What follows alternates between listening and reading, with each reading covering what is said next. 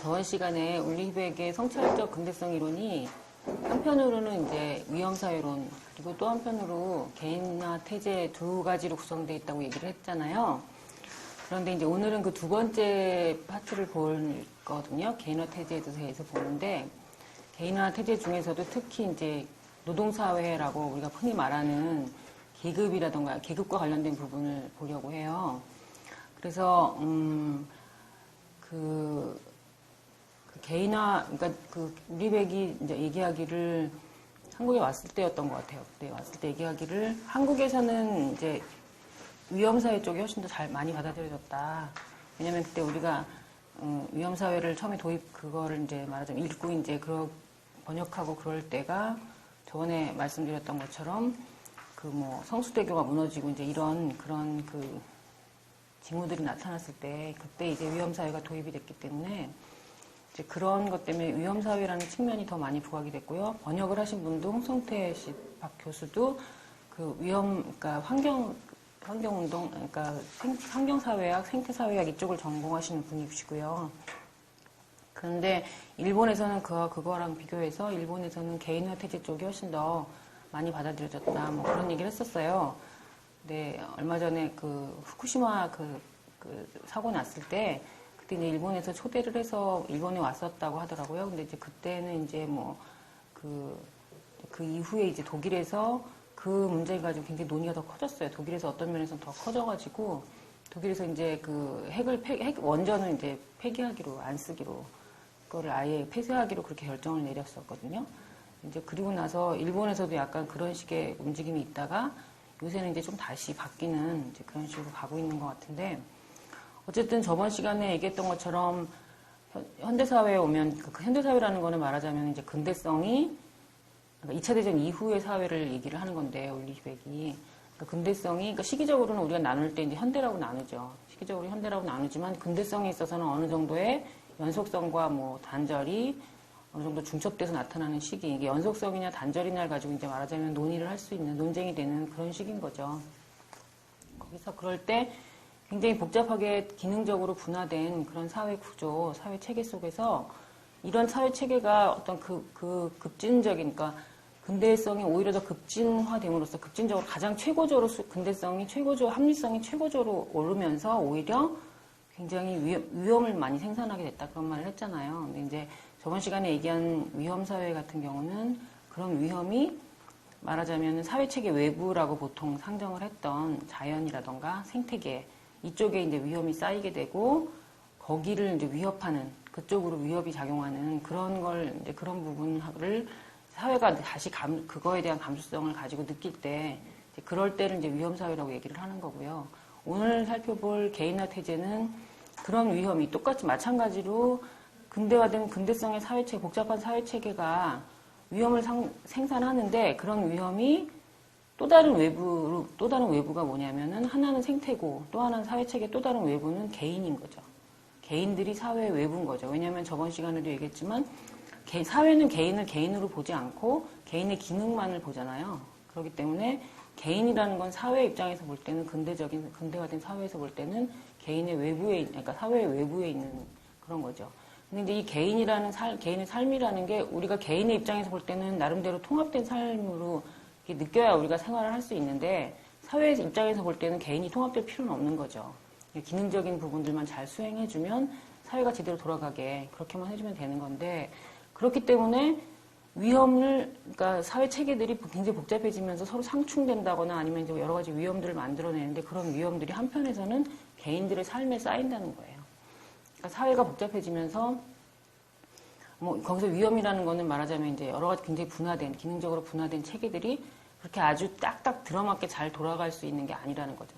특히 이제 그게 가장 잘 나타나는 게 이제 여성들의 삶에서 많이 나타나는 거예요. 그래서 여성들 같은 경우는 말하자면은 집에서 아내로서의 역할, 직장에서 직원으로서의 역할, 그다음에 어머니로서의 역할, 딸로서의 역할, 이런 며느리로서의 역할 그런 것들을 조화롭게 해결하기가 굉장히 어렵다는 거죠.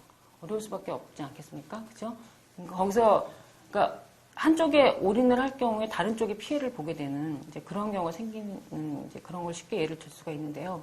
남성들 같은 경우, 특히 이제 중산층 백인 남성들 같은 경우를 기준으로 해서 말하자면 사회체계가 분화된 거기 때문에 그 사람들을 기준으로 해서 그걸 정상적인 삶으로 보고 있기 때문에 나머지 사람들은 굉장히 그런 사회 기능적인 어떤 분화하고 맞질 않는 거죠. 개인들의 삶이라는 것이. 그런 문제를 이제 얘기를 하는 거고요. 그래서 저번에 봤던 것처럼 백의 성찰적 근대성 이론은 그러니까 아주 거시적으로 볼 때 특히 세계사회 유토피아라고까지 얘기할 정도로 어떤 세계사회적인 어떤 하나의 공동체를 형성할 정도의 그런 굉장히 거시적인 그런 측면에서의 얘기를 한다면 또 하나의 측면에서는 굉장히 미시적으로 개인의 삶이라는 그러니까 개인과 뭐 가족의 관계라던가 개인과 사회 관계도 아니고 개인이 개인에 대해 자기 자신에 대해서 갖는 관계에 있어서 거기에 이제 굉장한 문제들이 생긴다는 거죠. 이제 그런 문제를 말하자면 이제 불안이라는 말하고 연결시켜서 그렇게 설명을 하는 건데요. 그래서 이제 말하자면 이 두 가지의 차원, 굉장히 미시적인 차원과 굉장히 거시적인 차원 사이에서 이런 문제들을 만들어내는 거는 그 중간 정도에 있는 차원에서 만들어지는 거죠. 뭐냐면 바로 제도라던가 규범이라던가 사회 구조라던가 이제 그 중간 정도에 있는 것이고 그런 중간 정도에 있는 그런 차원에서 거시적인 측면과 개인적인 측면이 만나기 때문에 거기서 이제 행위라는 걸 통해서 행위와 그런 제도들과의 상호작용을 통해서 어떤 변화가 나타날 가능성이 있다던가 아니면 어떤 굉장히 위험이 더 강화될 가능성이 있다던가 여러 가지 가능성이 가능하게 되는 거죠. 앞으로의 방향이. 그래서 이제 그런 거를 중위 이론 아니면 중범위 이론 이런 식으로 얘기를 합니다. 그래서 이제 거시적인 이론을 사회 구조만 보는 경우를 거시 이론이라고 하고 개인적인 상호작용의 측면에서 개인들끼리의 관계를 얘기하는 거를 미시 이론이라고 하거든요. 미시 이론이라고 하는데 그 사이에 어떤 매개되어 있는 그런 어떤 층위들, 특히 제도적인 측면들과 그 개인들의 어떤 행위와의 관계를 얘기를 할 때 그걸 이제 중위 이론 아니면 중범위, 그러니까 중간 정도의 수준에 있는 이론 이런 식으로 얘기를 합니다. 그래서 그런 이제 거기서 이제 어떤 이런 그래서 개인과 어떤 구조와의 문제 이런 것들 사이에서 제도와의 문제 사이에서 불안이라던가 위험이 생겨나고 그런 것들이 이제 앞으로의 그 사회의 어떤 기본적인 구조 성격 자체를 변화시킨다는 거예요. 그래서 이제 백의 위험 개념은 이런 식으로 굉장히 사회 문명사적인 위험이라고 할 수 있는 사회사적인 위험일 뿐 아니라 굉장히 문명의 역사 속에서 내재되어 있는 그런 위험과 그다음에 이제 생애사적인 위험, 개인의 일생에 나타나는 위험 또는 불안정성이라고 말할 수 있는 그런 두 가지 이제 위험을 얘기를 하는 거고요.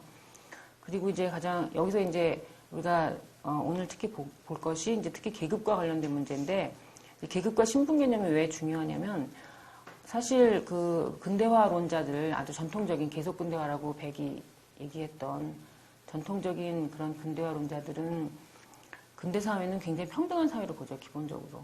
과거의 신분제적인 이런 관계가 시장 관계에 의해서 다 파괴되고 자본주의적인 관계라던가 아니면 민주적인 관계라던가 이런 것들에 의해서 그다음에 교육 수준, 교육의 기회가 공평하게 돌아간다던가 의무교육 이런 걸 통해서 사회가 굉장히 그 이전의 위계적인 사회에서 그러니까 신분적으로 위계적이었던 사회에서 굉장히 이렇게 시민들 중심의 평등한 사회로 수평적인 사회로 옮아갔다고 보거든요. 그래서 기능분화라고 얘기했을 때 우리가 사회의 기능분화라고 얘기했을 때는 그 사람이 태어난 환경이라던가 그 사람의 신분과 관계없이 그 사람의 기능만 보는 거기 때문에 사실은 사람들이 굉장히 평등하게 이제 그 사회적 지위가 평등해진다고 그렇게 봤던 그런 거예요. 그런데 그거에 대해서 이제 굉장히 많은 비판이 있었던 게 근대사회 내에서 비판이 있었던 것이 그렇지 않다. 그 근대사회 자체는 산업자본주의 자체는 그 속에서 불평등을 만들어낸다. 그리고 그걸 체계적으로 재생산한다. 말하자면 이제 그 불평등을 이후의 세대들에게까지 그러니까 상속한다. 이런 얘기를 하죠. 그래서 가장 중요한 개념이 계급 개념으로 나왔던 거죠. 그래서 경제적인 특히 그러니까 생산수단을 소유한 사람과 생산수단이 없기 때문에 그러니까 생산수단이라고 그러면은 뭐 생산을 가능하게 하는 거죠. 인간의 노동력이 투여됐을 때 거의 결합했을 때 생산이 가능해지는 것이죠. 그러니까 뭐 흔히 자본이라고 얘기하는 것들이죠. 그러니까 토지가 될 수도 있고요. 농업할 경우에는 그다음에 이제 산업사회의 경우에는 공장이라던가 기계라던가 이런 것들을 얘기하는 경우인데 이제 그런 것들을 가지고 있는 사람들은 그 자체 소유에 의해서 계속해서 더 이윤을 이제 자본이 증식하고 그게 없는 사람들은 자기 몸을 팔아야 된다고 볼 수 있는 거죠. 그러니까 노동을 파는 거죠. 몸을 직접 파는 건 아니고 자기 노동력을 파는 거죠. 노동력을 팔아서 임노동 관계에 들어가는데 한번 이렇게 노동력을 파는 임노동자가 된 경우에는 거기서 벗어나기가 굉장히 어렵다. 그래서 계속해서 임노동자의 자식들은 임노동자가 되고 자본가의 자식들은 그 경쟁, 자본가들끼리의 경쟁에서 도태되지 않는 이상은 자본가의 자식이 되는 거죠. 이제 이런 식으로 자본가가 되는 거죠. 이런 식으로 이제 그런 사회가 분리되어 나가는, 사회 경제적인 요인에 의해서 분리되어 나가는 그런 것들을 이제 계급이라고 봤는데, 이 계급이라는 개념이 굉장히 역사적으로 중요한 개념인 것이 실제로 유럽 사회 같은 경우에 계급 사회로 진행이 됐던 거죠. 계급 사회로 진행이 돼서 이제 복지국가라든가 이런 것들이 계급 노사 합의에 의해서 복지국가가 형성이 되잖아요.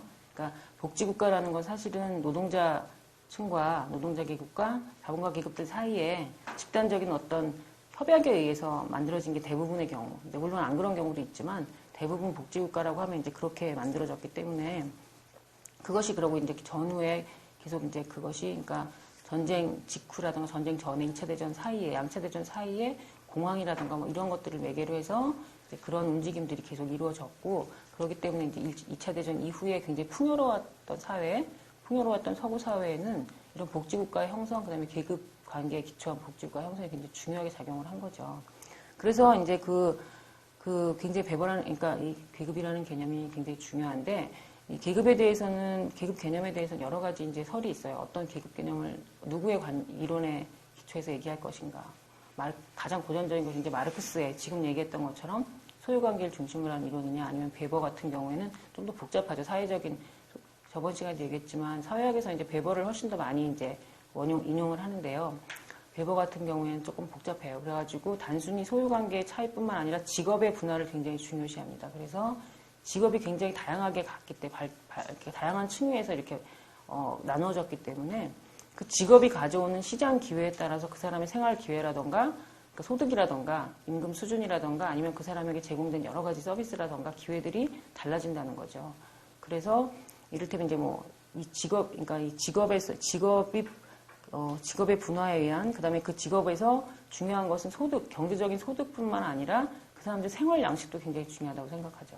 직업별로라던가 그 사람이 어떤 위치에 있느냐에 따라서 그 사람들이 소비하는 방식이라던가 생활을 꾸려나가는 방식이 다르다고 보는 거예요. 그래서 그걸 갖다 이제 사회계급이라고 얘기를 하거든요. 사회적으로 표현되는 어떤 계급적 차이다 이렇게 얘기를 해서.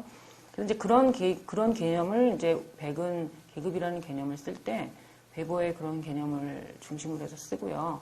이런 계급 개념에 대해서 서구에서 논쟁이 많이 있었어요. 그러니까 어떤 게 더 맞냐, 뭐 막스주의 쪽에서는 막스 개념이 더 맞다. 그다음에 다른 쪽에서는 이제 이런 쪽이 맞다 그러는데 그 막스주의 내에서도 이를테면은 이후에 이제 어떤 계급이라는 것이 단순한 소유 구조의 문제뿐만 아니라 실제로 사람들이 계급적인 행위를 하는 것, 그러니까 계급 정체성을 갖는 거라던가 아니면 계급적인 어떤 정당을 만들어서 계급 문화 뭐 이런 것들 사람들이 실제로 해나가는 어떤 행위라던가 아니면 계급적인 생활 양식이라던가 그러니까 계급 문화가 거기에 해당되는 거죠. 그런 거를 굉장히 강조하는 입장들이 나왔거든요. 근데 제일 유명한 사람이 이피 톰슨이라고 영국의 노동자 계급의 형성이라는 책을 썼는데 이제 그 사람 같은 경우 이제 그런 식의 쭉 흐름들이 있었는데 울리 백은 그런 입장들도 전부 다 사실은 베버가 옛날에 얘기했던 거를 현대화시킨 것에 다름 아니다. 이런 식으로 설명을 하는 입장이에요. 그러니까는 베버적인 그런 관점에 있고요. 그 다음에 이제 신분이라고 했을 때는 이제 약간 얘기가 달라지는데 신분은 근대성 속에서도 신분이 완전히 제거된 게 아니다. 신분의 원리가 제거된 게 아니라 가족 속으로 그냥 이렇게 축소됐다. 가족 속으로 말하자면 이렇게 들어와 버렸다. 이런 식으로 얘기를 해요. 고립됐다. 신분의 원리가. 그래서 신분이라는 개념을 양성관계하고 관련시켜서 씁니다. 그러니까 여성과 남성 간의 가족 내에서 특히 성 역할과 관련시켜서 그러니까 이걸 이제 반쪽 근대라고 얘기를 하는데 번역된 책에는 반쪽 근대라는 말은 안 하고 그냥 절반은 어떻고 절반은 어떻고 이렇게 돼 있는데요. 그러니까 또 백이 여러 가지 굉장히 재밌는 말들, 단어들을 많이 유행시켰는데 이제 그 중에 하나가 반쪽 근대라는 말이에요. 그래서 책에는 어떻게 나와 있냐면 인용을 좀 보면 산업사회는 언제나 절반은 신분 산업사회고 절반은 봉건사회다. 그리고 그 봉건적 측면은 전통의 유산이 아니라 산업사회의 산물이자 기초이다. 이런 식으로 이제 이런 말이 나오는 게 154쪽에 이런 말이 나옵니다.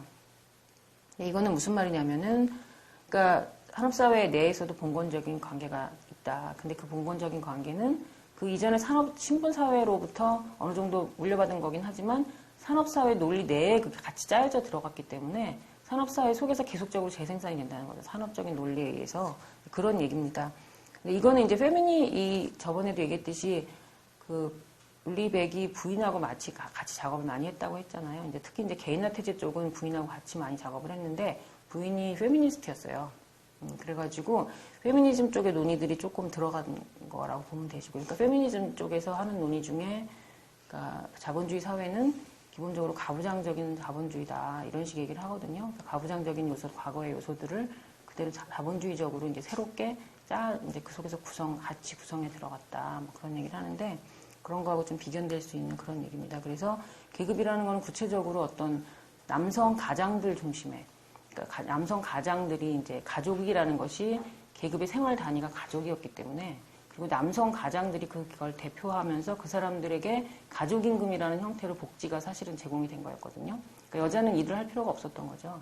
그래서 남자들이 주로 노동을 하고 임노동 관계에 편입이 되고, 여자들은 가족이라는 관계 속에서 그 남성과 신분제적인 관계를 맺는 것으로, 이제 그렇게 근대성의 제도들이 완성이 된 형태가 그거라는 거죠. 그래서 근대성의 어떤 전후에 굉장히 전후의 호황기 때, 그때 이제 굉장히 어떤 피크에 그랬던 제도적인 형태라는 것은 어떤 계급 정당으로 표현되는 그런 계급, 그다음에 노조, 특히 독일은 이제 노조가 굉장히 강한 사회이기 때문에 이제 노조의 그런 또 복지국가에서 노조가 미친 영향이 이제 또 나름 크기 때문에 이제 그렇게 얘기를 하는 거고요. 그래서 그런 이제 계급이라는 어떤 공동체적인 어떤 결속력, 그걸 얘기를 하는 거고요. 한편에서 또 한편에서는 이제 신분이라는 각각의 가족 단위에서의 어떤 신분적 관계에 의한 결속력. 이런 것이 말하자면 그런 여성은 집안일을 하고 남성은 돈을 벌어오는 그런 식의 핵가족 형태, 시민적 형태, 핵가족 형태가 노동자 계급에서는 없었죠. 근데 초에는. 노동자 계급에서는 다 일을 했으니까, 여자도 일을 했고.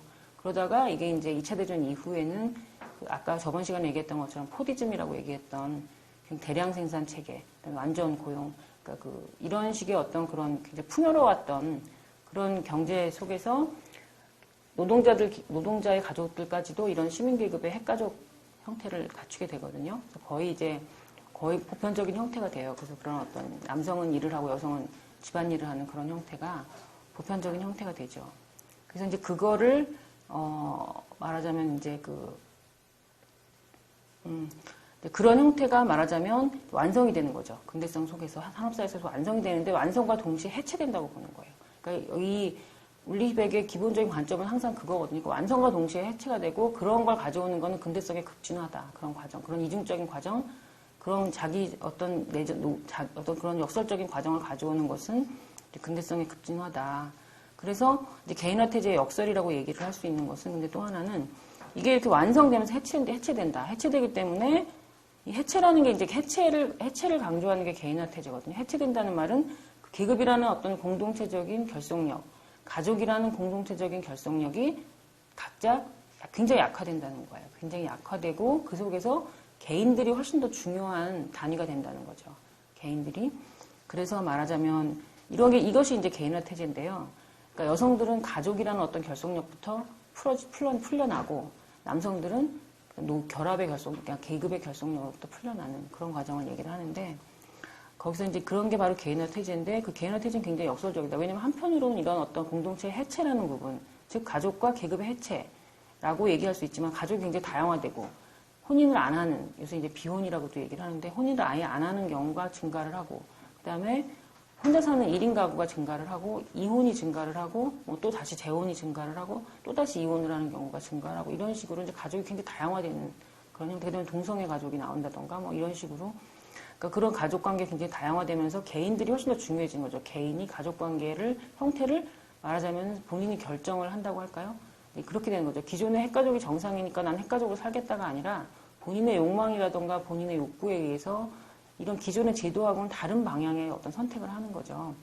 그런 것. 또 하나는 이제 계급이라는 것이 이제 말하자면 본인들의 어떤 사람들마다의 직업이 굉장히 많이 분화되면서 계급적으로 내가 과연 모두 다 임노동자지만, 모두 다 봉급생활자지만, 모두 다 다른 사람한테 고용이 되는 피고용자지만, 이 사람들 내 그 구성이 굉장히 복잡해지고, 그 사이에서 또 위계관계가 생기고 경쟁관계가 생기고 그러잖아요. 그래서 그 속에서 또 굉장히 다른 문화들이 나타나고, 서로 간에 다른 정치의식들이 나타나고, 그러면서 그 속에서 이제 개인들이 오히려 더 그런 계급적 결속력을 잃는다, 뭐 이제 그런 얘기를 하는 거죠. 그런 한편으로 해체의 측면이 있고, 또 한편으로는 이런 사람들이 다시 새로운 어떤 사회문화적인 내지는 정치적인 공동체로 결합되는 과정이 나타난다고 보는 거예요. 근데 이거는 굉장히 정치적인 과정입니다. 그래서 이 경우는 이제 사회운동, 특히 신사회운동을 얘기를 하는데요.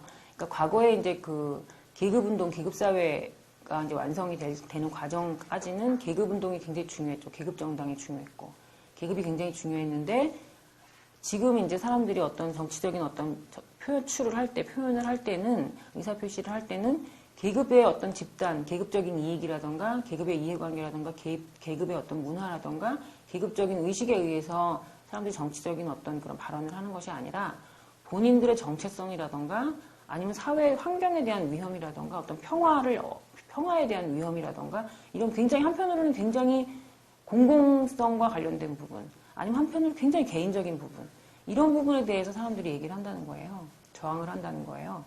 그런 것이 말하자면 신사회 운동이라고 보통 그런 걸 얘기를 하고요.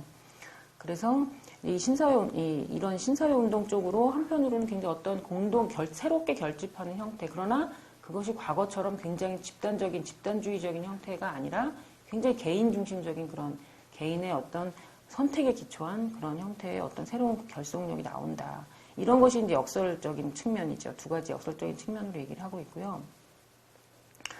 여기서 이제 그 다음에 그 개인나태주의 연구 배경을 보면은 아까도 얘기했었지만 그죠? 우리 저번 시간에 봤던 것처럼 70년대, 60년에 그 다니엘 벨이 이제 더 이상 그 이데올로기 종말에 대해서 얘기를 했잖아요. 그러면서 이제 또 그 다음에 이제 탈산업사회 얘기하면서 이제 이런 어떤 계급이라던가 계급 문제라던가 이런 것도 이제 종말을 구했다. 이런 얘기를 하고 그랬는데 실제로 60년대부터 80년대까지는 굉장히 어떤 그런 뉴 레프트라고도 할까요? 이제 새로운 신좌파 운동들이 많이 일어났었어요. 그래서 뭐 종속이론이라든가 그죠? 세계 차원에서 세계 체제 이론이라든가 월러스타인의 그 세계 체제가 어떤 굉장히 자본주의적으로 세계가 하나의 그런 자본주의 체제로 이제 그렇게 애초부터 생겨났고 그렇게 작동을 하고 있다. 그런 게 이제 세계 체제론이고 종속이론이라는 거는 이제 말하자면 선진 자본주의 국가의 이제 제3세계 식민지 경험을 한 그런 사회들이 경제적으로 그다음에 정치적으로 이렇게 아직 종속돼 있다 그런 얘기들인데 그런 것들이 이제 약간 그런 뭐 막시즘적인 그런 사고방식에서는 영향을 받았죠. 그다음에 이제 페미니즘이 막 일어나면서 여성들이 또 자본주의를 굉장히 많이 비판을 했고요. 그다음에 이제 네오막스주의 이런 것들이 일어나면서 사실은 다니엘 벨이 얘기했던 그 탈이데올로기 방향하고 굉장히 반대되는 흐름이 나타났었어요.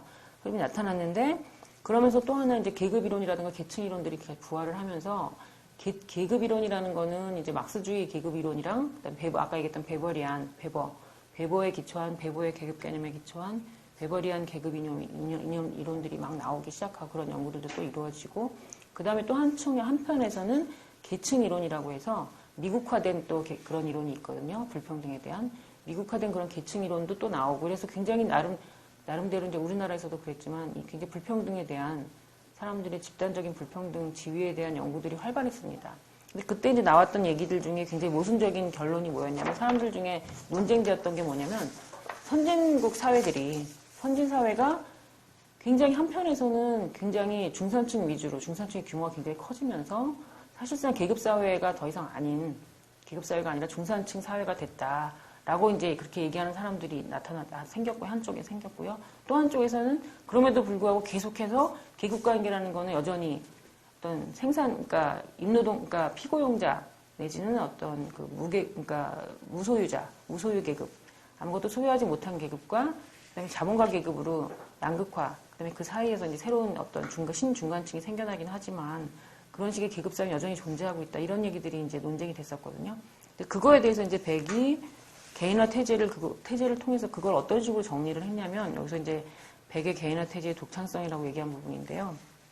그거를 계급구조의 역설이라고 얘기를 한 거예요. 그래서 계급구조의 역설이라는 거는 무슨 말이냐면은 계급론자들이 얘기하는 것처럼 계급 간의 격체는 그대로 존재하고 있다. 계급 간의 격차가 줄거나, 그러니까 뭐 많은 대부분의 사람들이 뭐 임노동 관계에서 해방되거나 아니면 뭐 그런 게 아니라는 거죠. 여전히 임노동 관계에 있고 여전히 피고용자로 살아간다는 거죠. 자본가에게 말하자면 노동력을 제공하고 임금을 받고 이런 식으로 살고 있고 그 사람들 사이의 격차가 그렇게까지 좁혀지지 않았다는 거예요.